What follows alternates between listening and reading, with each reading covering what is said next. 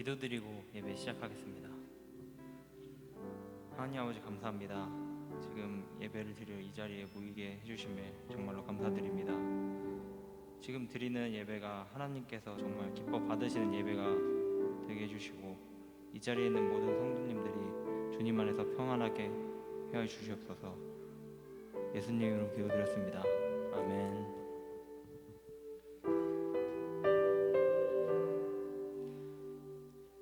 사랑합니다 나의 예수님 찬송 드리겠습니다.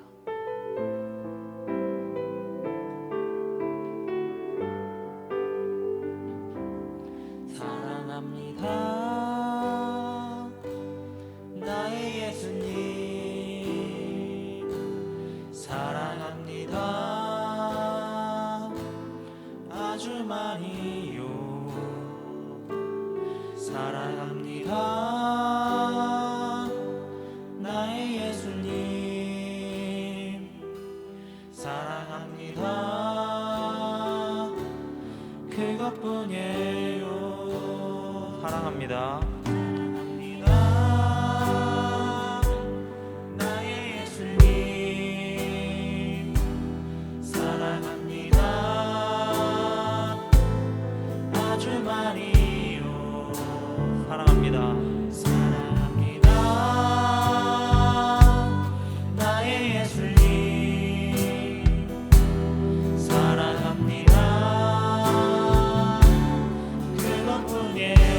사랑한다 아들아. 사랑한다 아들아. 내가 너를 사랑하노라. 사랑한다 아들아. 사랑한다 아들아. 내게 축복 사랑합니다. 사랑합니다 나의 예수님, 사랑합니다 아주 많이요. 사랑합니다 나의 예수님, 사랑합니다. 다시 한번 고백하겠습니다. 사랑합니다. 사랑합니다 나의 예수님, 사랑합니다 아주 많이요. 사랑합니다 나의 예수님, 사랑합니다 사랑한다 내 아들아. 사랑한다 아들아. 내가 너를 사랑하노라. 사랑한다 아들아. 내게 축복 사랑한다 내 사랑. 사랑한다 내 사랑. 내가 너를 사랑하노라. 사랑한다 내 사랑. 내게 축복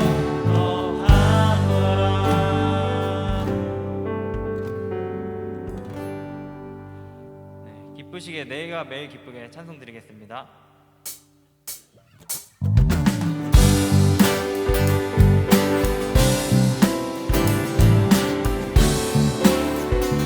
내가 매일 기쁘게 매일 기쁘게 술래 얘기를 하면 주의 칼이 나를 안보함이요. 내가 주의 축복을 받는 참된 비결은 주의 영이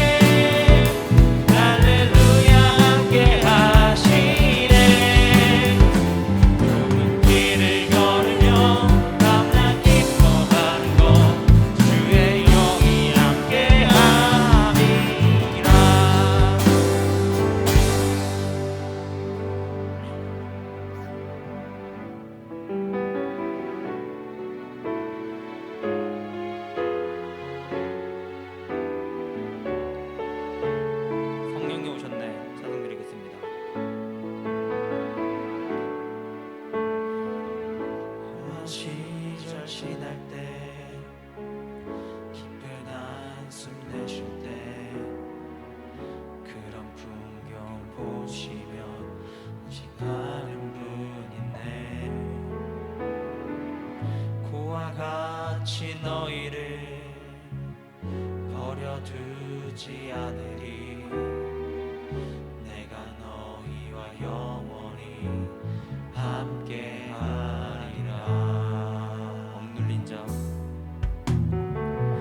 억눌린 자, 갇힌 자, 자유함이 없는 자, 피난처가 되시는 성령님 계시네. 주의 영이 계신 곳에 참 자유가 있다네. 진리의 영이신 성령이 오셨네. 성령이 오셨네. 성령이 오셨네. 성령이 오셨네. 내 주에 보내신 성령이 오셨네. 우리 인생 가운데 신이 찾아오셔서 그 나라 꿈꾸게 하시네. 허무한 시절 지날 때, 허무한 시절 지날 때, 깊은 한숨 내쉴 때 그런 풍경 보시며 안식하는 분이네. 그와 같이 너희를 버려두지 않으리. 내가 너희와 영원히 함께하리라. 성령이 오셨네. 성령이 오셨네. 성령이 오셨네. 내 주에 보내신 성령이 오셨네. 우리 인생 가운데 친히 찾아오셔서 그 나라 꿈꾸게 하시네. 성령이 오셨네. 성령이 오셨네. 성령이 오셨네. 내 주에 보내신 성령이 오셨네. 우리 인생 가운데 친히 찾아오셔서 그 나라 꿈꾸게 하시네. 마지막으로 성령이 오셨네. 성령이 오셨네. 성령이 오셨네. 내 주에 보내신 성령이 오셨네. 우리 인생 가운데 친히 찾아오셔서 그 나라 꿈꾸게 하시네.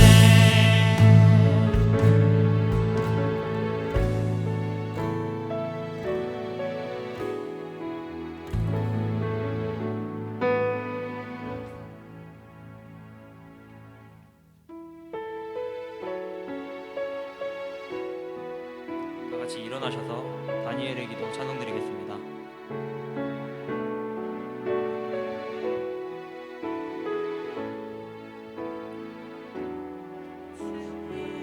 보좌로 나아갑니다.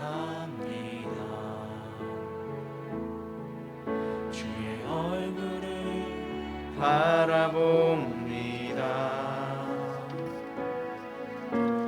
두 손을 들고 겸비함으로 하나 되어 주께 나아갑니다. 주의 은혜에 목마릅니다. 주의 음성을 사모합니다. 두려워 말라.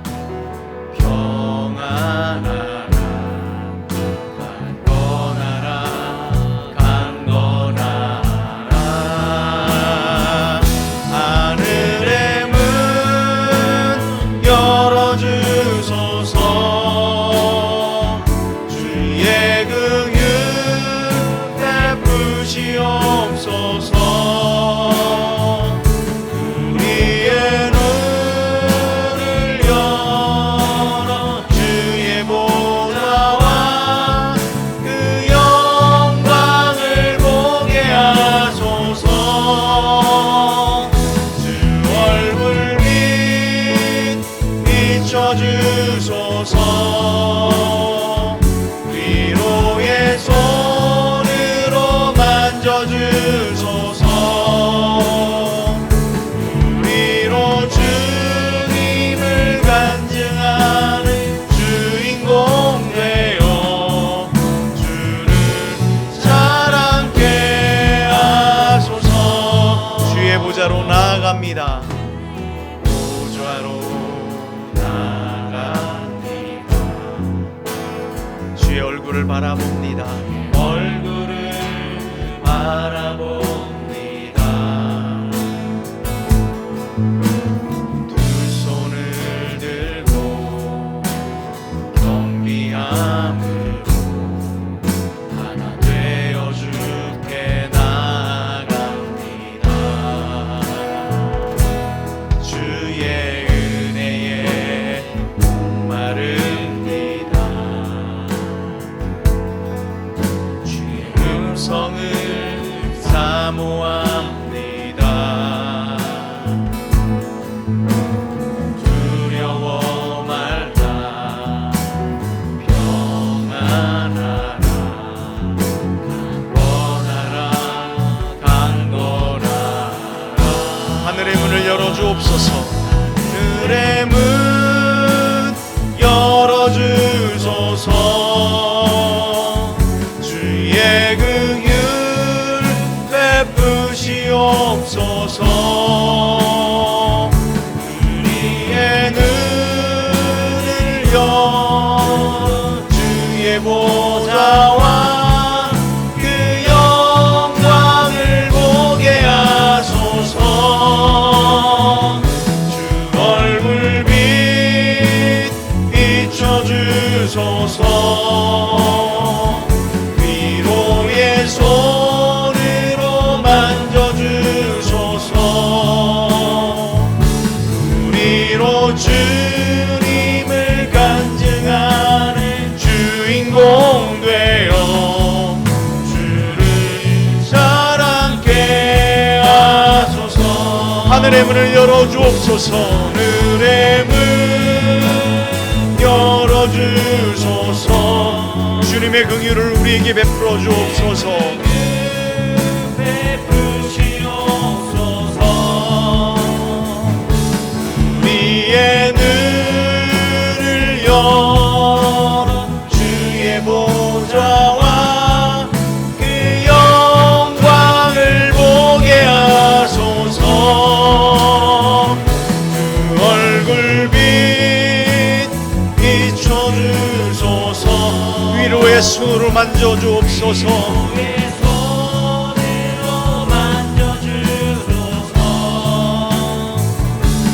우리로 주님을 간증하는 주인공 되어 주를 자랑케 하소서. 하나님께 영광을 돌립니다. 영광 영광 영광 영광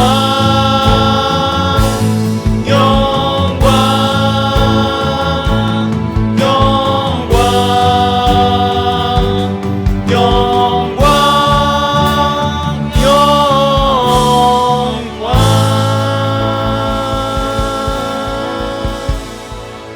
아멘. 함께 자리에 앉으시겠습니다.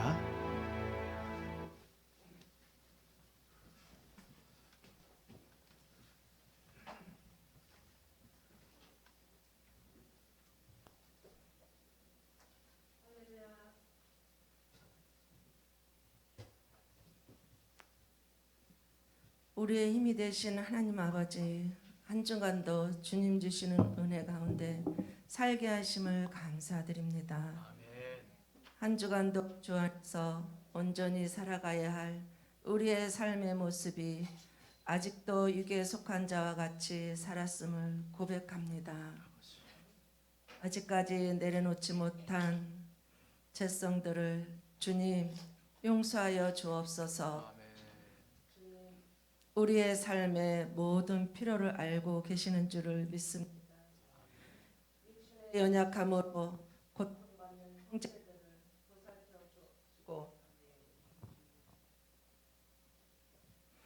질병으로 고통받는 형제들을 치유해 주옵소서. 이 시간 주의 말씀을 선포하시는 목사님을 도우셔서 우리에게 향하신 하나님의 뜻을 바로 깨닫는 은혜의 시간이 되게 하시고 세상의 모든 염려와 불안한 관계들을 잃게 하시고 오직 믿음의 주님이시며 우리를 온전케 하시는 예수님을 바라보게 하옵소서. 우리 교회를 위하여 기도합니다. 하나님께서 이 지역을 구원할 사명을 이 교회에 주셨사오니 모든 성도들의 입을 통하여 그리스도의 복음이 만방에 증거되게 하시고 우리들의 변화된 삶의 모습이 세상 사람들의 모범이 되게 하여 주옵소서. 일일이 아뢰지 못한 우리의 형편들을 모두 주님께서 하시오니 친히 보살펴 주옵시고 응답하여 주옵소서. 함께 하신 주님께 감사드리며 예수님의 이름으로 기도드립니다.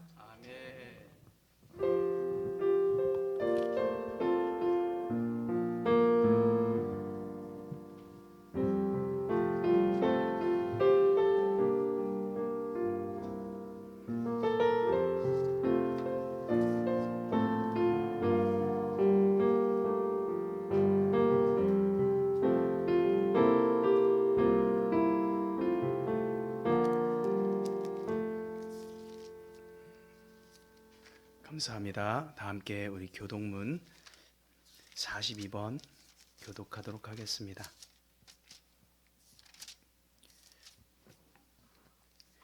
교동문 42번 찬송가 맨 뒤편에 있습니다. 새 노래로 여호와께 찬송하라. 그는 기이한 일을 행하사 그의 오른손과 거룩한 팔로 자기를 위하여 구원을 베푸셨음이로다. 여호와께서 그의 구원을 알게 하시며 그의 공의를 온 나라의 목전에서 명백히 나타내셨도다. 그가 이스라엘의 집에 베푸신 인자와 성실을 기억하셨으므로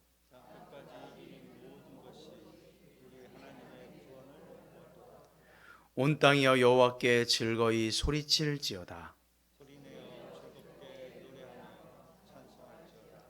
수금으로 여호와를 노래하라. 나팔과 호각 소리로 왕이신 여호와 앞에 즐겁게 소리칠지어다.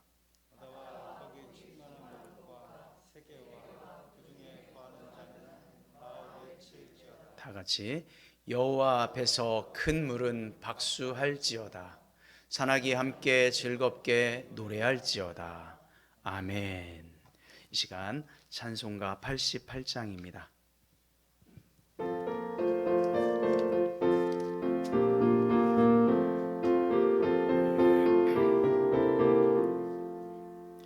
내 진정 사모하는 친구가 되시는 구주 예수님은 아름다워라. 산 밑에 백합화요 빛나는 새벽별 주님 영원할 길 아주 없도다. 내 맘이 아플 적에 큰 위로 되시며 나 외로울 때 좋은 친구라. 주는 저 산 밑에 백합 빛나는 새벽별 이 땅 위에 비길 것이 없도다. 내 맘의 모든 염려 이 세상 고락도 주님 항상 같이 하여 주시고 시험을 당할 때에 악마의 개교를 즉심을 잊지사 나를 지키네. 온 세상 날 버려도 주 예수 안 버려 끝까지 나를 돌아보시니. 주는 저 산 밑에 백합 빛나는 새벽별 이 땅 위에 비길 것이 없도다. 내 맘을 다하여서 주님을 따르면 길이 길이 나를 사랑하리니. 물불이 두렵지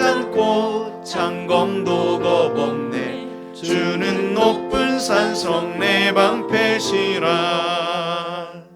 내 영혼 먹이시는 그 은혜 누리고 나 친히 주를 뵙기 원하네. 주는 저 산 밑에 백합 빛나는 새벽별 이 땅 위에 비길 것이 없도다. 아멘. 아멘. 호산나교회를 찾아보신 모든 분들을 축복하고 환영합니다. 또로 여러 가지 또 사정으로 온라인으로 예배드리고 있는 교우들 가운데도 주님의 은혜가 충만하기를 소망합니다. 우리가 말씀으로 하나님을 만나는 올 한 해가 되어서 정말 신앙생활을 하는 것이 이런 기쁨이 있구나라고 하는 것들을 정말 알아가는 그런 한 해가 되었으면 좋겠습니다. 우리가 복음의 증인된 삶을 사는 우리 모든 공동체가 되기를 원하는데요. 우리가 그 전도용품으로 뒤쪽에 보면 물티슈하고 우리 마스크가 준비되어 있습니다. 우리 주변에 전도 대상자들에게 나누시면서 함께 예수님 믿자고 이렇게 한 생명을 인도하는 우리 모두가 되었으면 좋겠습니다. 그리고 5월 달에는 우리가 이제 전체 교회 전체에서 이렇게 전도도 계획하고 프로그램도 좀 준비해서 이렇게 진행할 계획입니다. 그래서 우리가 전도하는 그 일에 정말 그 생명의 소중함을 알고 그 일에 우리가 전심전력 다하는 그런 시간이 되기를 소망합니다. 여러분들 너무 기도에 많이 해주시고 또 위로해 주셔서 저희 아버님 조민종 집사님 은혜 가운데 장례 잘 마치고 정말 은혜롭게 모든 일정들이 순조롭게 잘 진행되었습니다. 고맙고 감사합니다. 5월 달은 가정의 달입니다. 첫 번째 주일은 어린이 주일로 지킵니다. 정말 그 어린 생명들을 위해서 우리가 기도해 주셨으면 좋겠고요. 둘째 주는 어버이 주일, 셋째 주는 목회자 주일 이렇게 지키도록 할 예정입니다. 그리고 4월 이게 좀 잘못 적었네요. 내일인데요. 이게 날짜가 좀 잘못 나왔습니다. 25일 월요일부터 27일까지 3호 영성 세미나에 저희 3호 다녀오도록 하겠습니다. 우리가 유튜브로 이제 교회 영상이 송출되고 있는데요. 유튜브에서 천안 띄고 호산나 띄고 교회 띄고 이렇게 하면 교회가 유튜브에 영상이 올라갑니다. 이렇게 편하시게 보실 수 있습니다. 그리고 저희 교회도 온양 지방에 속해 있는데 참 많은 분들이 올해에 이렇게 많이 좀 돌아가시고 소천하시는 분들이 많이 계셨어요. 저희 지방에도 벌써 4월인데 7번의 장례가 있었거든요. 아픈 분들을 위해서 더욱 우리가 기도를 했으면 좋겠습니다. 아픈 분들 우리 육권사님을 비롯해서 우리 최서희 집사님도 동생 되시는 그 집사님도 계셔서 많이 편찮으시고 우리 주변에 많이 아프신 분들 유병식 집사님도 많이 좀 안 좋으시고 또 지병으로 이렇게 어려워하고 계신 우리 지체들도 또 계시잖아요. 그래서 우리가 말씀 다 드리지 못해도 그분들 위해서 우리가 함께 기도하고 정말 사람이 드리는 그런 위로는 한계가 있습니다. 하나님께서 주시는 그런 위로와 소망을 가지고 또 살아가게 해달라고 그 평안 가운데 거하게 해달라고 우리가 기도해야 될 줄로 믿습니다. 자, 이 시간 우리 옆 사람 한번 인사 한번 나눌까요? 네, 반갑습니다. 잘 나오셨습니다. 네, 감사합니다. 이 시간 우리 서찬혁, 김현서 형제 나와서 하나님 말씀 봉독하도록 하겠습니다.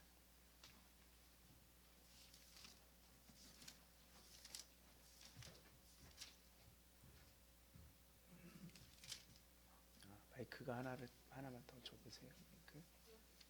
네.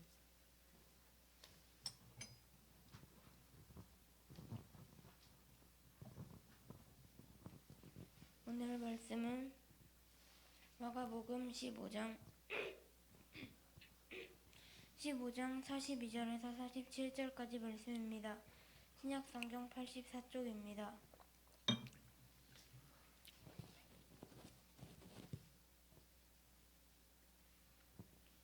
봉독하겠습니다.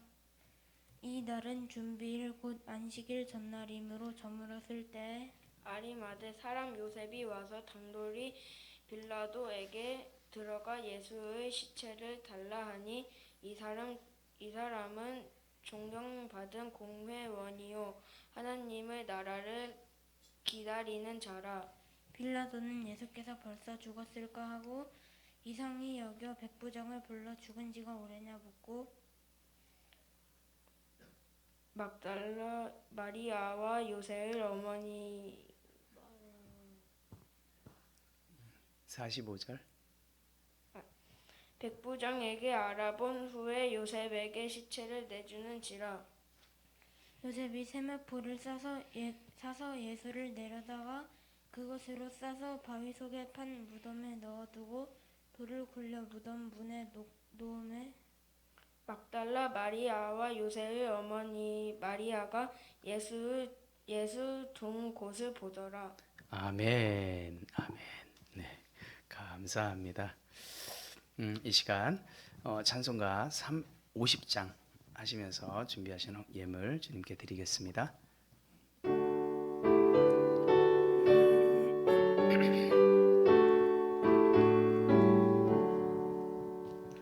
내게 있는 모든 것을 아낌없이 드리네.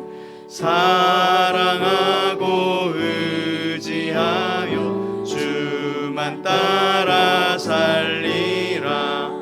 주께 드리네. 주께 드리네.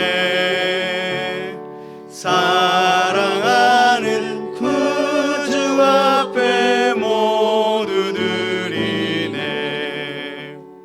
내게 있는 모든 것을 겸손하게 드리네.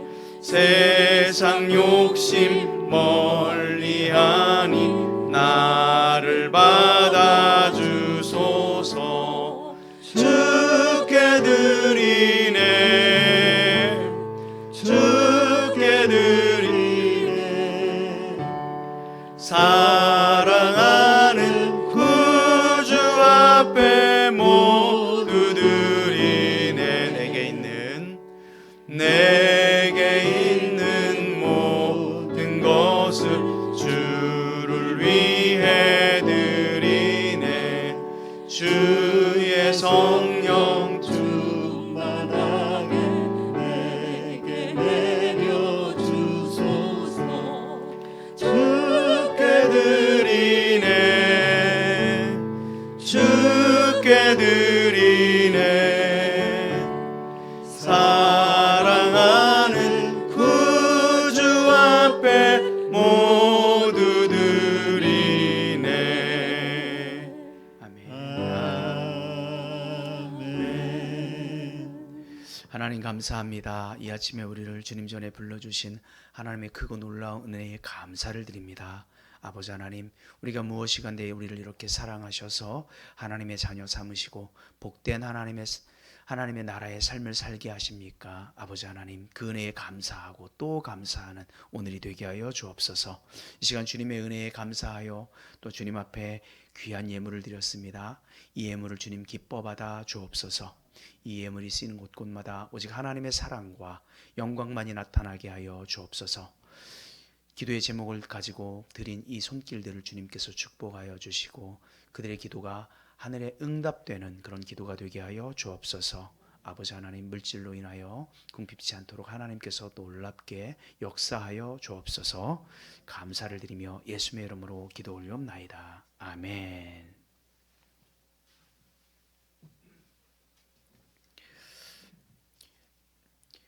대댄지 후레쉬 뭐 이런 거 들어봤습니까? 이런 말을 서울에 계신 분들 아마 들어봤을지도 몰라요. 이게 뭐냐면 이렇게 편을 가를 때 엎어라 뒤퍼라 이런 거예요.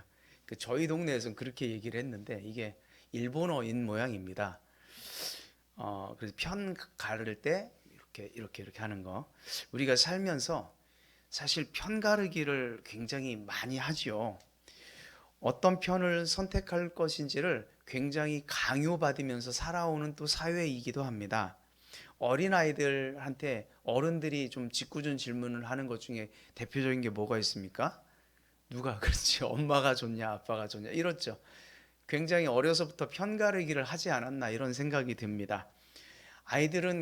요즘 아이들은 참 영악해요. 똘똘하고 참 지혜롭게 잘 대답하죠. 엄마 있을 땐 엄마가 좋고 아빠가 있을 땐 아빠가 좋고 둘 다 있을 땐 둘 다 좋다. 애들이 얼마나 똘똘한지 몰라요. 편가르기라고 하는 이런 것들이 어려서부터 어떤 사회적 압력이 우리에게 좀 작용하지 않았나 이런 생각이 들어요. 오늘 말씀은 우리가 예수의 편에 서는 용기라고 하는 말씀으로 나누려고 그래요. 우리가 예수의 편에 서는 용기. 우리가 잘 아는 단어 중에 지역감정이라고 하는 말이 있어요. 지역감정은 좀 어떤 정치적인 이런 사실 단어이기도 합니다. 1969년도 이전에는 이런 단어들이 실제로 존재하지 않았습니다. 그런데 왜 이런 말이 생겼겠습니까? 그 지역의 정치인들이 자기의 세를 모으려고 하다 보니까 자기의 이익을 위해서 호남과 영남의 어떤 지역 감정들을 막 이렇게 부추긴 것 아닙니까? 그래서 자기가 선거에서 이기려고 그래서 국민들을 호도하고 이용했죠. 사실 이 조그만 나라에서 영남이니 호남이니 따지는 것이 무슨 의미가 있습니까? 너무도 참 어리석은 일이죠. 편을 가를 때가 있고 가르지 않고 뭉쳐야 할 때가 있는데 그런 때는 사실 편을 가를 일은 결코 아닌데 그것들을 이용하죠. 그래서 우리가 그런 것들을 구분하는 지혜가 필요해요. 정치인만 그러냐? 그렇지는 않습니다. 일반인들도 끝없이 편가르기 이런 싸움들을 계속합니다. 그러니까는 너는 어느 지역 출신이냐? 뭐 이런 것들을 얘기하잖아요. 너는 누구와 연줄이 있냐? 어느 고등학교, 어느 대학 출신이냐? 이런 것들이 사회에서 굉장히 작용합니다. 지연, 혈연, 뭐 학연, 끼리끼리 어울리고 그런 세력과 연결되지 않은 사람들은 괜히 소외되고 이런 일들이 많이 벌어지죠. 우리가 뉴스를 보면 이제 정치편의 뉴스를 보면 보수 진보 뭐 색깔 싸움하고 얼마나 많습니까? 이런 일들이. 이들은 편을 가를 때 어떤 기준을 가지고 편을 가르냐면 나에게 이익이 되느냐 이익이 되지 않느냐. 예, 이익이 되느냐. 세계 질서도 마찬가지예요. 지금 러시아하고 우크라이나가 전쟁 중에 있잖아요. 그래서 많은 사람들이 희생을 당하고 있는데 러시아의 경제적 어떤 이익을 위한 굉장히 무리한 전쟁이죠. 그래서 비난을 받아가는데도 러시아는 그것이 자기에게 이익이 있다고 생각하고 전쟁을 벌이는 것 아닙니까? 사실 우크라이나의 내부적인 문제도 사실이 있습니다. 서부 쪽은 유럽과 가깝기 때문에 유럽에 굉장히 친유럽 성향을 가지고 있었고 반대로 동부 쪽은 러시아하고 붙어 있어서 친러시아 성향을 가지고 있습니다. 그러니까 어느 쪽에서 정치 권력을 잡느냐에 따라서 반대편들이 계속 갈등이 있었던 그런 나라였습니다. 그런 것들을 절묘하게 이용하면서 러시아가 침공을 했죠. 자, 우크라이나 전쟁이 원인이 무엇이든지 간에 세계는 또 어떻게 됩니까? 그런 우크라이나의 전쟁을 보면서 이렇게 또 결정하도록 당신은 당신 나라는 어느 편에 설 것입니까? 이렇게 강요하는 거예요. 그 편에 들지 않으면 굉장히 곤란한 또 입장을 처하게 되고 유럽이나 미국과 같은 서방들은 우크라이나를 지지하죠. 반면 공산권들은 또 러시아를 지지합니다. 우리나라는요. 이러지도 저러지도 못하는 그런 입장에 있습니다. 그래서 뭐 인도적인 차원에서 분명히 우크라이나 편을 들어야 되겠지만 또 함부로 막 하지도 못해요. 그래서 비전투적인 어떤 이런 지원들만 할 수밖에 없는 그런 입장입니다. 개인이나 집단이나 나라나 내 편이 없으면 고립되고 소외되고 또는 이렇게 버려지는 것이 실제로 우리가 살아가는 엄연한 현실입니다. 그렇다면 사람들이 이렇게 버리는 나라나 국가가 집단들이 버리는 이런 편가르기가 무조건 나쁜 것이냐? 꼭 그렇다고 생각되지는 않습니다. 우리가 살면서 생각해 보십시오. 내가 어떤 어려움을 당하거나 아픔을 당하거나 정말 힘든 일이 있을 때 누군가가 내 편이 되어준다라고 생각하면 그것이 얼마나 큰 힘이 되고 위로가 됩니까? 그런 면에서 보면 이 편을 가른다 어떤 것이 무조건 나쁘지만은 않다 이런 생각이 좀 들어요. 근데 중요한 게 뭐냐면 편을 가르는 데 있어서 그 편을 가르는 기준이 뭐냐가 중요합니다. 기준. 어떤 기준으로 편을 갈랐느냐 이것이 굉장히 중요하죠. 대부분의 우리가 살고 있는 사회에서 편을 가르기의 기준은 뭡니까? 나에게 이익이 되느냐입니다. 이익이 되면 이쪽에 붙는 거예요. 이익이 되는 그런 사람들끼리 뭉치죠. 진리보다 어떤 올바름보다 이익이 되면 이익이 되는 쪽으로 붙는 거예요. 이게 세상에서 우리가 흔하게 보는 편가르기의 양상입니다. 정치 그를 보면 어제 적이었는데 한 몇 달 지나면 또 동지예요. 동지였다가 다음 선거 때문에 또 적이 됐다가 자기에게 이익이 되는 쪽으로 무조건 붙는 거예요. 그렇다면 믿음의 삶을 살고 있는 우리들은 또 어떻습니까? 사람들을 우리가 편을 갈라야 하는데 우리는 어떤 편을 갈라야 할까? 무엇을 기준으로 편을 갈라야 하는 것인가? 라고 하는 거예요. 그것은 바로 예수님입니다. 예수님을 기준으로 편을 가르는 거예요. 성경을 기준으로, 성경의 가치관을 기준으로 우리는 편을 가르는 거예요. 성경에 예수님 편에 서서 믿음의 삶을 살았던 선진들의 이야기가 정말 수도 없이 등장하죠. 우리가 잘 알고 있는 믿음장이라고 불리는 히브리서 11장 우리가 잘 알죠. 거기에 보면 예수님의 편에 섰던 사람들이 계속해서 기록되어 있습니다. 아벨, 에녹, 노아, 아브라함, 이삭, 야곱, 요셉, 모세, 기생 라합, 삼손, 사무엘, 수없이 많은 성경의 인물들이 어느 편에 섭니까? 예수님의 편에 섰다. 이들의 공통점은 모두 용기를, 예수님을 편에 서는데 용기를 내었던 사람들이라고 하는 거예요.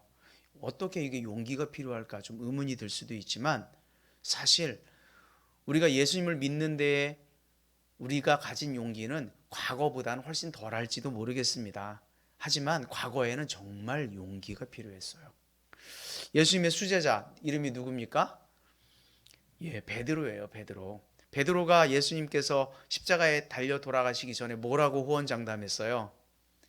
나는 모든 사람들이 다 버려도 나는 예수님을 결코 어떻게 하지 않겠다. 버리지 않겠다라고 마태복음에 얘기했죠. 그런데요, 어때요? 예수님께서 빌라도의 그 집에서 잡혀서 신문을 받게 될 때 자기가 그렇게 호언장담했던 그 말은 어디 가고 3번이나 예수님을 부인하잖아요. 그 말은 뭡니까? 내가 예수님의 편인 것을 순간적으로 모면하려고 부인했던 거예요. 용기가 없었죠.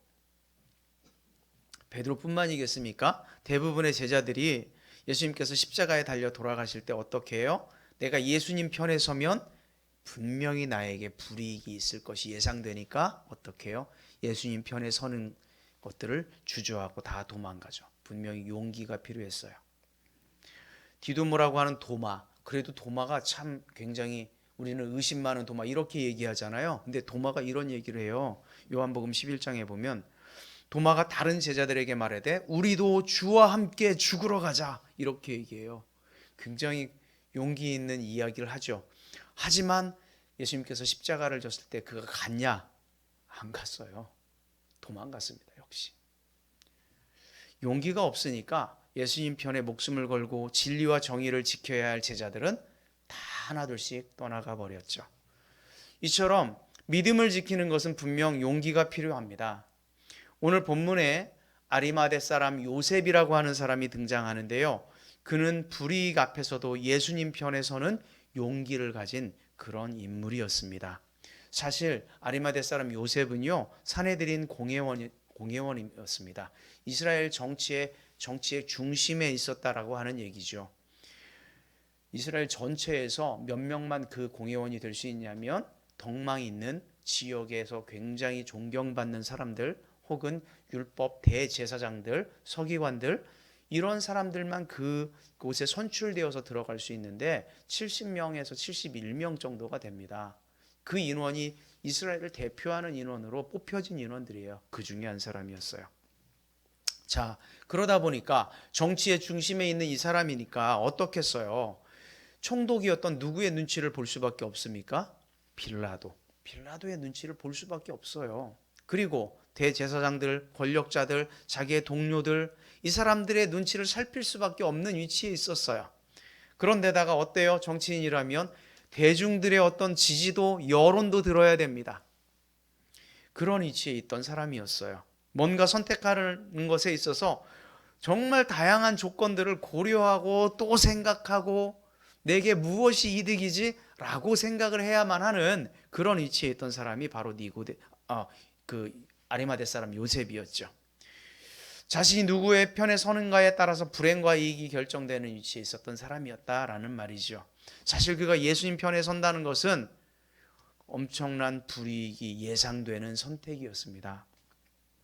빌라도가 분명히 분노할 것이고, 동료들은 증오할 것이고, 여론은 호되게 그를 비판할 것이고, 어쩌면 사내들인 의원 그 직책도 행여 박탈당할지도 모르는, 지금까지 자기가 존경받는 사내들인 공회원으로서 살아왔던 그런 명예와 부귀와 권세가 한 방에 다 날아가 버리는, 그럴 수 있는 선택이었다는 거예요. 예수님 편에 서는 용기가 굉장히 두렵고 어려운 그런 결정을 해야만 하는 것이었죠. 그런 의미에서 보면 신앙은 분명 용기가 필요합니다. 때로는 희생이 요구되더라도 그것이 진리라면 주님 편에 서는 용기, 그것이 바로 뭐냐? 믿음입니다. 오늘 예수님 편에 선 용기를 가진 그 아리마대 사람 요셉을 통해서 우리 또한 용기 있는 믿음이 무엇인지 조금 살펴보려고 합니다. 첫 번째 아리마대 사람이 가졌던 용기 있는 믿음은 바로 이것이었어요. 자, 시작. 부당한 동조. 우리가 살면서 부당한 동조 앞에서 예수님 편을 단호하게 결정하는 선택의 용기가 필요합니다. 예수님의 십자가에 달렸을 때 편가르기가 강요되고 있었죠. 예수님을 고발하고 처형하라고 하는 그 대제사장들, 바리새인들, 서기관들, 그런 권력자들의 편에 설 것이냐, 아니면 십자가에 힘없이 돌아가신 그 예수 편에 설 것인가 라고 하는 이런 편가르기를 강요당하고 있었습니다. 당시 기득권자였고 종교 지도자였던 바리새인들, 서기관들, 정치 지도자들, 그들은 어떻게 했을까요? 최고의 권력자였던 빌라도를 자기의 편으로 끌어들이죠. 그러면서 거대한 권력 집단을 형성했습니다.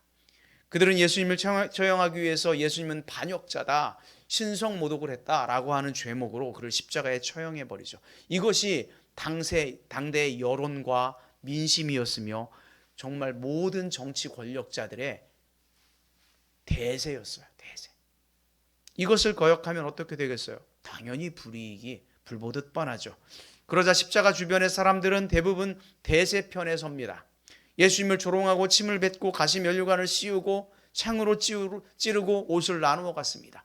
그래야 내가 대세 편에 선 것이니까.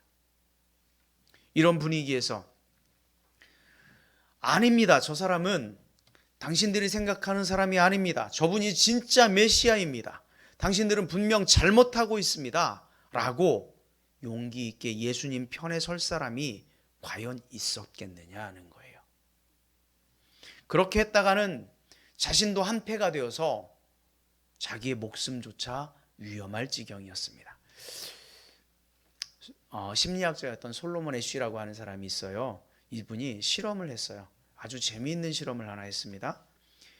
실험실에 우리나라에서도 이걸 모방해서 똑같은 실험을 했더라고요. 유튜브에 보니까 젊은 학생들을, 똘똘한 학생들을 6명을 섭외를 했어요. 그리고 쭉 둘러서 의자에 앉게 합니다. 그런데 5명은 자기들이 이미 미리 답안을 이렇게 하라고 이야기를 해준 거예요. 그리고 마지막 6번째 앉는 사람은 아무 영문도 모른 채 정말 순수하게 그 실험에 참여한 거예요. 자, 한번 사진을 한번 좀 보여줘 보세요. 이런 걸 보여줬어요. 첫 번째 카드 선이 하나 있어요. 그리고 두 번째 카드 A, B, C가 있어요. 선이 다 달라요. 그죠?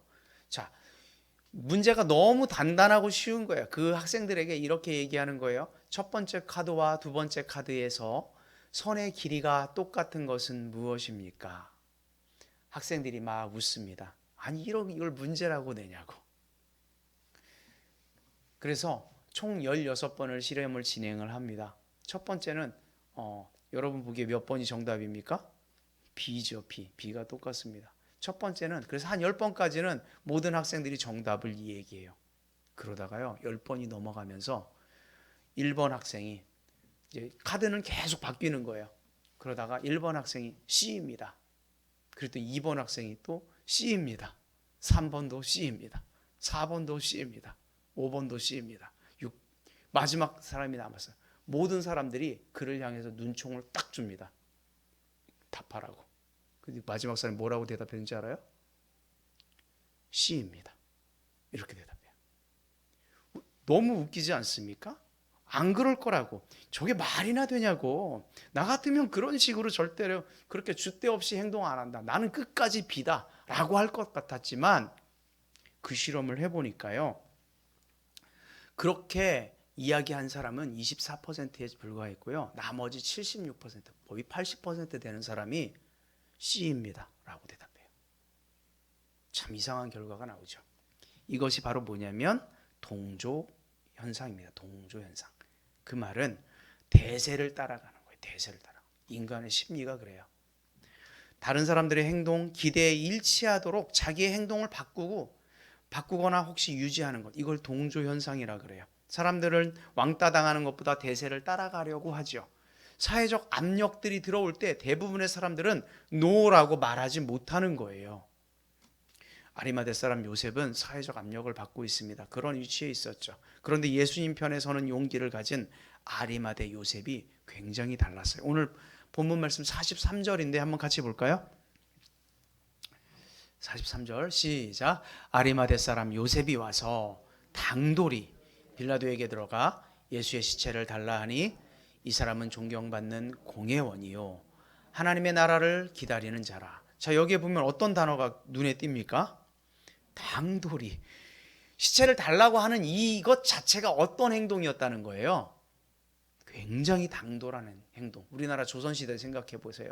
어떤 계급이 낮은 사람이 왕 앞에 가서 뭘 막 요청하는 거예요. 그러면 신하들이 뭐라 그래? 무엄하다. 이거 그거예요. 이게 어느 안전이라고. 지금 그렇게 된 거예요. 당돌이라고 하는 말이 톨마오라고 하는 단어인데요. 감히 뭐뭘 하다 이런 뜻입니다. 감히. 그 말은 담대하게 마음을 먹지 못하면 그런 행동이 나올 수 없다 이런 말이에요. 그의 행동은 굉장히 용기가 필요한 것이었어요. 그의 신분이 앞서 말씀드린 것처럼 사내들인 공회원이었어요. 그런데 그가 어떤 정치적인 그런 손해에도 불구하고 그는 그렇게 행동을 합니다. 유대 모든 그 사회 지도 원로급들이 사내들인 공회원이었는데 사내들인 공회원들은 어떤 생각을 가졌냐 하면 그들은 다 그래도 지역의 유지이고 그 나라의 대표자들 아닙니까? 그런데 갈릴리라고 하는 어디 시골 촌구석에서 올라온 선지자 예수를 어떻게 생각했을까요? 굉장히 그냥 너무너무 하찮게 여긴 거예요. 그런 데서 무슨 선지자가 나겠냐고, 갈릴리에서 무슨 선한 것이 나오겠냐고 했었던 사람들이 그들의 대세의 여론이에요. 예수님을 아주 우습게 생각했죠. 그러니까 그런 그 공회원들의 그런 대세적인 여론 속에서 난 예수님 편입니다라고 이야기하는 것은 정말 어려운 결정이라는 거예요. 공회원에서 축출될 걸 감수하고 여론의 문매를 맞아 백성들 사이에서 매장될 것이 분명히 확실한데 인기와 대세를 따르는 정치인이라면 누가 그런 위험을 감수하면서 예수의 편에 서려고 하겠습니까? 그런데 대세와 여론과 정치적 힘에 동조하지 않고 뭐라고 이야기합니까? NO라고 얘기합니다. NO. 예수님을 그리고 장사 지내는 거예요. 예수님 편에 서겠다는 거예요. 신앙의 용기는 부당한 이런 동조 앞에서 사회적 압력 앞에서 우리가 믿음으로 나아가는 거예요. 이게 신앙의 용기예요. 여러분 사회생활 많이 해보셨잖아요. 직장, 사업, 사람들의 관계. 여기에서 내가 어떤 편에 설 것인가. 대세가 이렇기 때문에 난 대세를 따른다. 그것이 아니라 부당한 동조에 내가 따르는 것이 아니라 나는 반드시 믿음으로 행한다. 예수님 편에 서겠다라고 하는 이런 믿음이 우리 가운데 있어야 될 줄로 믿습니다. 자, 아리마대 사람 요셉이 그렇게 할 수 있었던 이유는 그럼 뭐였겠어요? 43절에 그 이유가 써 있어요. 한 번 더 보겠습니다. 시작. 아리마대 사람 요셉이 와서 당돌이 빌라도에게 들어가 예수의 시체를 달라 하니 이 사람은 존경받는 공회원이요 하나님의 나라를 기다려. 자, 무엇을 기다리는 자다? 하나님의 나라를 기다리는 자다. 그는요, 존경받는 공회원인 동시에 하나님의 나라를 계속해서 기다리는 사람이었어요. 하나님의 나라를 기다리고 있었다라고 하는 말은 뭐예요? 메시아를 기다리고 있었다. 메시아를 통해서 하나님의 나라가 이루어질 것이다 라고 하는 이런 기대 속에 살아가던 사람이다, 이런 말입니다. 많은 사람들이 예수님께서 십자가에 달리실 때 예수님이 메시아가 아니라고 생각을 했죠. 그들은 이스라엘을 구원하기는커녕 자신의 몸조차 구원하지 못하는 자칭 유대인의 왕이라고 하는 조롱이나 받는 연약한 사람으로 치부해버렸습니다. 그래서 모두 십자가 사건을 보고 모두 떠나버리게 됩니다. 그러나 똑같은 상황을 경험하였지만 아리마대 사람 요셉은 어때요? 예수님의 십자가를 통해 하나님의 나라를 보게 되는 거예요. 자기가 기다렸던, 그토록 기다렸던 하나님의 나라가 바로 예수 그리스도를 통해 이루어지는구나, 이걸 알았어요. 참 놀랍죠. 똑같은 십자가 사건을 보면서 너무도 다르게 반응을 합니다. 예수님이야말로 그토록 기다렸던 구원자이시구나. 아리마대 사람 요셉은 십자가 사건을 통해 그의 마음속에 감동과 변화와 결단과 용기가 생깁니다. 십자가에 달리면서도 아버지여, 저들은 저들이 하는 것을 모르오니 용서해 주십시오. 예수님의 그 기도를 듣는 순간 예수님의 모습을 보면서 그는 아마 마음에 큰 은혜를 받았을 거예요. 고통 가운데 함께 매달려 있는데 그 중에 한 강도에게 이렇게 이야기합니다. 내가 오늘 나와 함께 낙원에 있으리라. 자신의 몸도 가누기 힘든 그 상황에서 옆에 있는 그 강도의 구원을 책임집니다.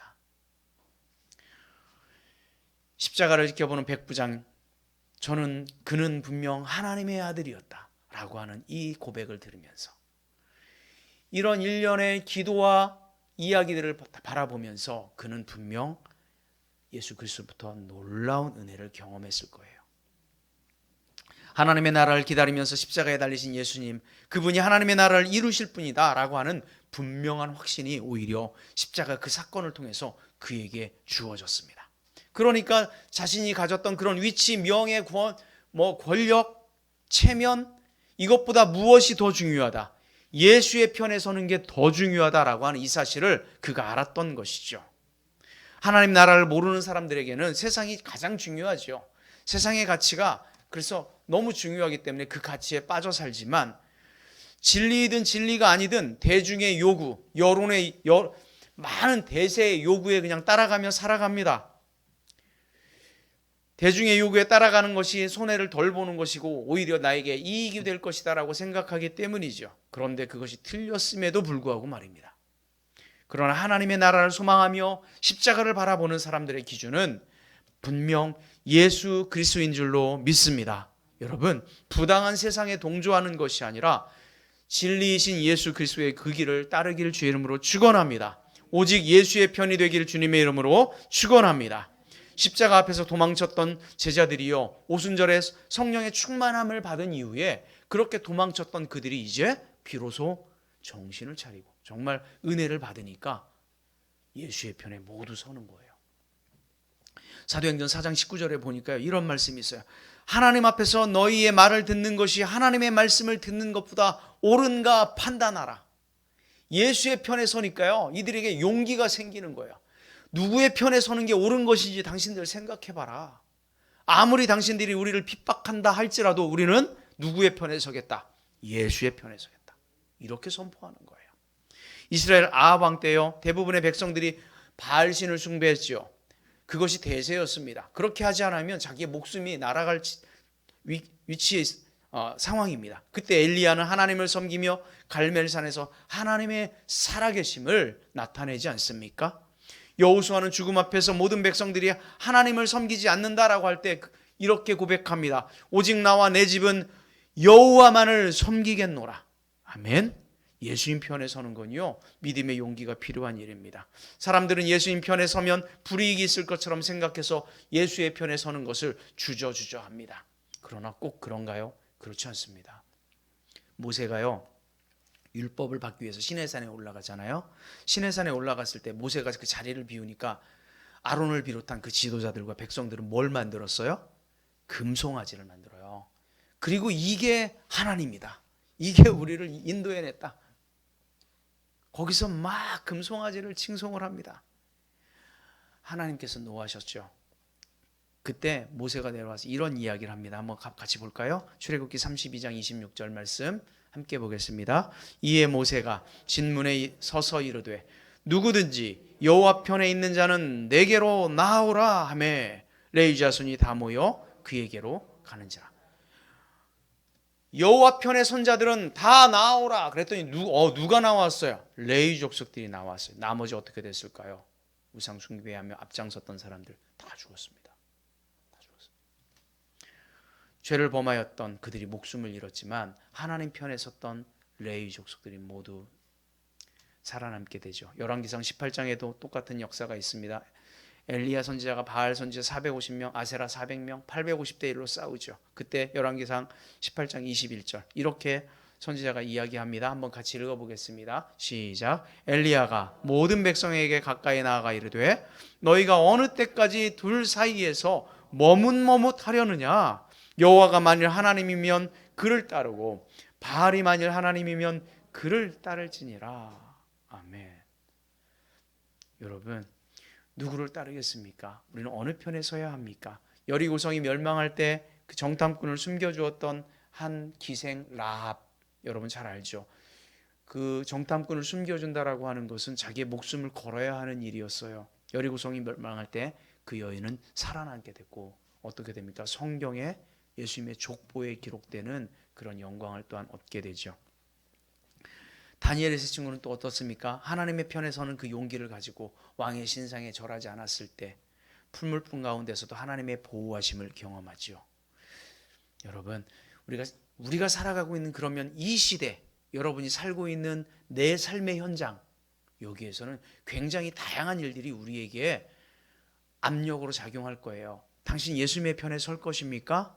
아니면 대세를 따를 것입니까? 경우의 수는 굉장히 많을 거예요. 공부하는 학생들 마찬가지예요. 청년들, 직장인들 항상 이런 압력 속에 우리는 살아가는 거예요. 그럴 때 우리가 선택해야 할 것은 무엇입니까? 나는 예수님 편에 서겠습니다. 이런 믿음의 용기를 가지길 주의 이름으로 축원합니다. 자, 두 번째 한 가지만 더 말씀드리고 마치려고 합니다. 자, 두 번째는 뭐예요? 예수님의 편에 설 때 뭐가 필요하다? 헌신의 용기가 필요해요. 헌신도 용기입니다. 예수님께서 십자가에 달리신 것이 안식일 예비일 그러니까 금요일 날 9시였어요. 금요일 날 9시에 십자가에 달리셨고 예수님께서 운명하신 그 시간이 오후 3시입니다. 유대인은 언제부터 안식일이 시작되냐? 6시, 저녁 6시. 6시부터 안식일이 시작되는 거야. 그래서 안식일이 되면 그들은 안식일을 엄청나게 철저히 지켰잖아요. 안식일을 아무것도 못합니다. 몇 메타 이상 가지도 못합니다. 그렇게 철저히 지켰는데 예수님께서 하필이면 안식일이 시작되기 3시간 전에 돌아가셨어요. 그러니까 장례를 치르고 뭔가 수습을 하고 이렇게 할 만한 충분한 시간이 없는 거죠. 턱없이 부족한 시간이었어요. 아리마대 사람 요셉이요 마음이 너무 급했어요. 재빨리 어떻게 했겠어요? 빌라도 총독에게 가서 허락을 맡아야 되잖아요. 그래서 가서 했던 얘기가 뭡니까? 예수님의 십자를 내가 가져가겠다. 당돌하게 얘기하는 거죠. 지금 1시가 급하거든요. 시체를 요구하죠. 빌라도는 당시 최고의 권력 위치에 있던 사람이죠. 예수님의 시체를 요구했죠. 자칫 잘못하면 자기도 위험한 상황에 내몰릴 수 있었지만 그것보다 더 중요한 것이 무엇인지 그는 알았기 때문에 그렇게 용기 내어 행동을 합니다. 예수님의 시체는 어땠겠어요? 상상을 한번 해보십시오. 머리에는 가시로 된 그 면류관을 피가 철철 흘렀을 것이고 허리에는 창이 찔렸고 손과 발은 못 박힌 그 자국에서 피가 온몸에 피가 흐르고 있었을 것이고 그런데 유대인의 관습을 보면 피를 만지는 것이 어떻다라고 이야기해요. 부정하다. 이런 유대인의 어떤 비난까지도 이 아리마대 사람 요셉은 감수해야만 되는 그런 입장에 있었어요. 그러면 그때 필요한 것이 뭡니까? 헌신하고자 하는 마음이 없으면 결코 이런 일들을 하려고 하지 않습니다. 누구에게 시켰을 수도 있지만 예루살렘의 모든 사람들이 그 사람을 주목하고 있을 것 아닙니까? 온몸에 땀이 뒤범벅이 되어서 골고다 언덕을 오르내리며 피범벅이 되어 있는 그 예수님, 돌아가신 예수님의 그 시신을 만지면서 자신의 의복과 손에도 피가 얼룩져 버리면서 장례의 그 일정을 만들어 갑니다. 그의 헌신을 한번 생각해 보십시오. 진정한 헌신이 뭔지 우리에게 교훈하고 있지 않습니까? 예수님께 돌아가셨을 때 빌라도를 찾아가 시체를 달라고 해서 한 행동이 있어요. 그것이 오늘 46절인데 한번 읽어보겠습니다.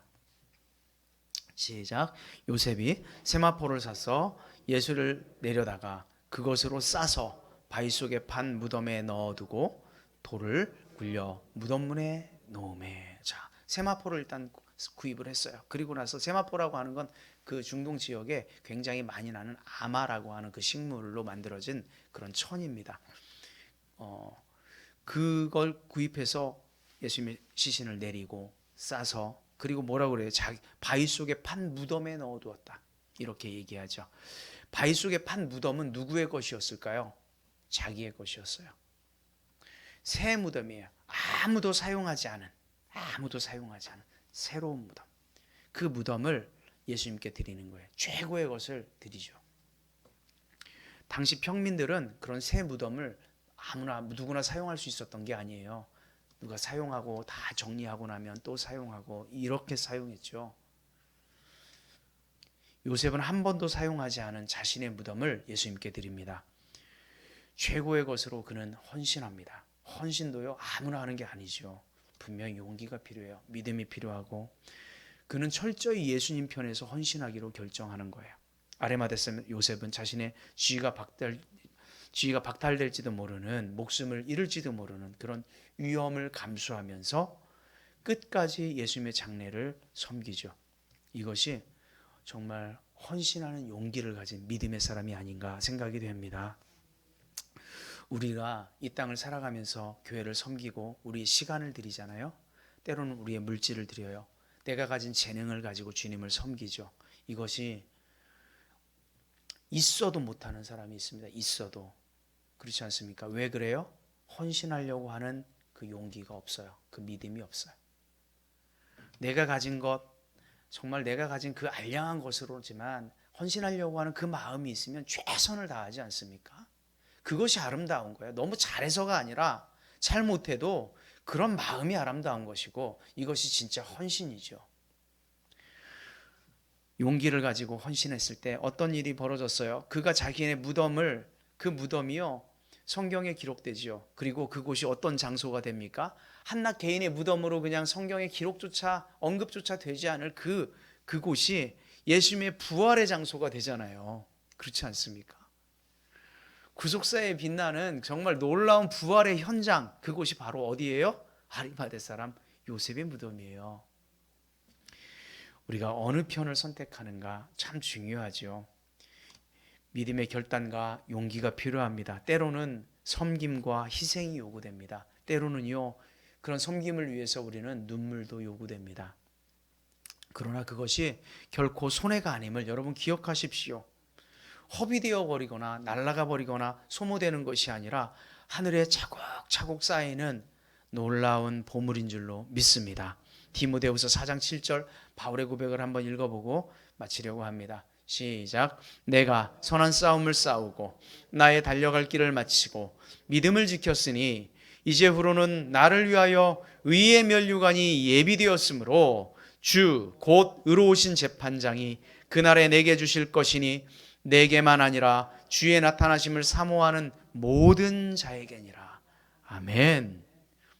내가 선한 싸움을 싸우고 나의 달려갈 길을 마치고 믿음을 지켰으니 주님께서 우리에게 무엇을 주시겠다고요? 의의 면류관을 주시겠다고. 여러분 그런 삶을 살아야 되지 않겠습니까? 우리는 더 큰 위로와 더 큰 소망과 영원한 생명의 면류관, 의의 면류관, 이것이 예비되었음을 믿으시길 주의 이름으로 축원합니다. 그러나 이것은 누구에게만 허락된 것입니까? 예수님의 편에 선 사람들에게만 허락된 것인 줄로 믿습니다. 믿음이란 하나님 편에 서는 용기입니다. 예수님 편에 서는 용기, 이것이 바로 믿음입니다. 우리가 예수님 편에 서 있으면 하나님께서 우리의 삶을 책임져 주시는 줄 믿습니다. 세상 끝날까지 우리를 인도하시고 우리를 보호하시겠다. 예수님께서 마지막으로 말씀하지 않으셨습니까? 인류의 역사를 보십시오. 수많은 전쟁들이 있었습니다. 지금도 이 시간에도 전쟁이 일어나고 있습니다. 그런데 중요한 것은, 믿음의 사람들이 가장 중요한 건 뭡니까? 영적 전쟁이에요. 전쟁이라고 하는 것은 상대가 있어야 싸우는 거예요. 자, 영적 전쟁에서 하나님 편에 선 사람들과 마귀와 사탄의 편에 선 사람들의 전쟁, 영적 전쟁이에요. 우리는 그렇다면 이 땅을 살아가면서 어느 편에 서야 할 것인가? 너무도 뻔한 질문이죠. 그런데 놀랍게도 이 영적 전쟁의 결과는 이미 정해져 있습니다. 예수님께서 무엇을 이기셨어요? 죽음을 이기시고 사탄을 이기셨기 때문에 이 영적 전쟁에서 예수님 편에 사는 사람들은 당연히 승리자입니다. 아무리 캄캄해도 불을 켜는 순간 그 어둠은 사라져 버리거든요. 예수 그리스도께서 승리하셨기 때문에 예수님 편에 선 사람, 하나님 편에 선 사람, 그들 또한 분명 승리하게 될 줄로 믿습니다. 여러분 지금 누구의 편에 서 있습니까? 바라기는 하나님 편에 서시길 주의 이름으로 축원합니다. 예수님 편에 서길 주의 이름으로 축원합니다. 믿음의 선택과 영적 전쟁에서 승리하려면 반드시 예수님 편에 서셔서 하나님 편에 서기를 주의 이름으로 축복합니다. 그러려면 우리 가운데 용기 있는 믿음이 필요합니다. 희생하는 믿음이 우리 가운데 있어야 합니다. 그래서 오직 예수님의 편에 서서 하나님 주시는 그 놀라운 은혜와 승리를 매일매일 경험하며 우리 모두가 살아가길 주의 이름으로 축원합니다. 함께 자리에 일어나셔서 찬송하고 예배를 마치도록 하겠습니다. 참 한 가지 광고가 있는데 오늘 여선교회, 남선교회 원래가 있습니다. 오직 예수뿐이네 라고 하는 찬송입니다. 은혜 아니면 살아갈 수가 없습니다. 호흡마저도 다 주님의 것이니 세상의 평안과 위로 내게 없어도 오직 예수뿐이네 라고 하는 찬송입니다. 가사를 생각하시면 여러분들에게 더 큰 위로와 용기가 될 줄로 믿습니다.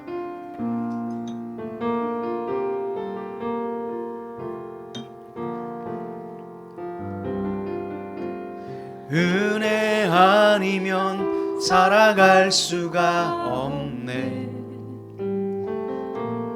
호흡마저도 다 주의 것이니 세상 평안과 위로 내게 없어도 오직 예수뿐이. 한 번 더 고백합니다. 은혜 아니면 살아갈 수 없네. 은혜 아니면 살아갈 수가 없네. 호흡마저도 다 주의 것이니 세상 평안과 위로 내게 없어 예수뿐입니다. 오직 예수뿐이네. 크신 계획 다 볼 수도 없고 작은 고난에 지쳐도 주께 묶인 나의 모든 삶 버티고 견디게 하시네. 은혜 아니면 살아갈 수가 없는 나의 모든 것 다 주께 맡기니 참된 평안과 위로 내게 주시 오직 예수뿐입니다. 오직 예수뿐이. 한 번 더 찬양합니다. 은혜 아니면 살아갈 수가 호흡마저도 다 주의 것이니 세상 평안과 위로 내게 없어 오직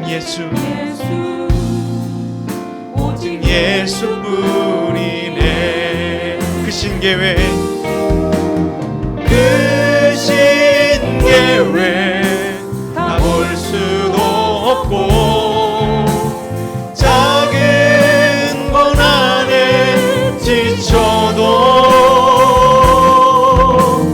주께 묻기 나의 모든 삶 버티고 견디게 하시네. 그 신계획 다 볼 수도 없고 그 신계획 다 볼 수도 없고 작은 고난에 지쳐도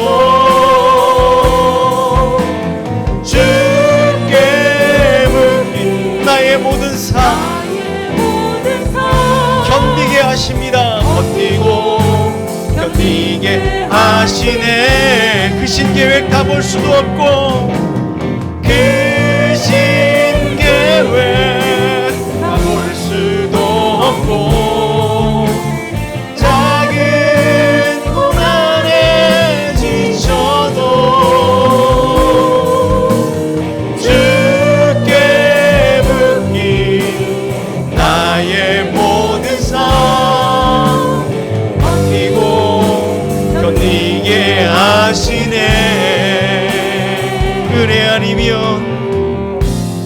은혜 아니면 살아갈 수가 없네. 나의 모든 것 다 주께 맡기니 참된 평안과 위로 내게 주신 주 예수 오직 예수뿐이. 이 시간 함께 기도했으면 좋겠습니다. 하나님, 우리가 살아가는 것이 내 힘으로 살아가는 것 같지만 전혀 그렇지 않습니다. 우리가 살아와 봤지만 우리의 힘대로 되지 않고 우리의 뜻대로 되지 않습니다. 우리 앞에 정말 엄청난 일들이 당하고 고난이 오고 아픔이 옵니다. 때로는 우리가 강요받습니다. 예수의 편에 설 것인지 세상의 편에 설 것인지. 하나님, 우리가 하나님의 은혜로 예수님 주시는 그 놀라운 은혜로 살아가게 해달라고, 예수님의 편에 서서 그 용기를 가지고 헌신하며 섬기며 살아가게 해달라고 시간 함께 입술을 열어 고백하며 잠시 동안 기도하겠습니다. 함께 기도합니다. 하나님 감사합니다. 이 시간 우리가 주님 앞에 서기를 원합니다. 예수님 편에 서기를 원합니다. 주님의 은혜로 우리가 살아가게 하여 주시옵소서. 모든 것이 주님의 것임을 고백하는 삶이 되게 하여 주옵소서. 오직 주님 편에 서서 나아가는 우리 모두가 되게 하여 주옵소서. 부당한 세상의 요구 앞에서, 그 압력 앞에서 노라고 이야기하는 나는 주님의 것입니다. 나는 주님 편에 서 있습니다. 하나님 편에 서 있습니다. 고백하며 선포하며 믿음으로 나아가는 우리 모두가 되게 하여 주옵소서. 때로는 우리 가운데 눈물이 필요합니다. 헌신이 필요합니다. 섬김이 필요합니다. 희생이 필요합니다. 그러나 하나님, 우리가 주님 편에 서겠습니다. 그럼에도 불구하고 우리의 이익보다 주님 편에 서는 우리 모두가 되게 하여 주옵소서. 그리하여 주님 주시는 놀라운 은혜와 평안이 우리 가운데 넘쳐나게 하여 주옵소서.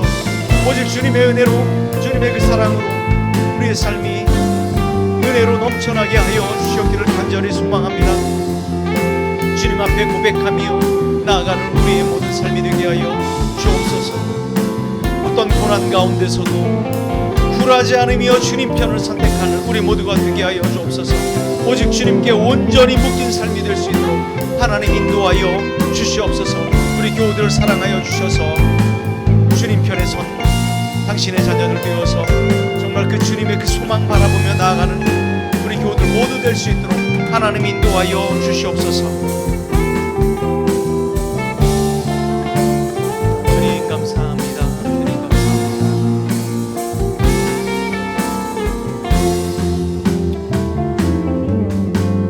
그 신계획 다 볼 수도 없고 작은 고난에 지쳐도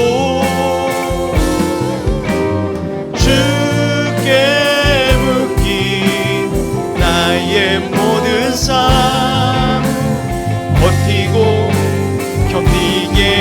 하시네. 그 신계획 그 신계획 볼 수도 없고 작은 고난에 지쳐도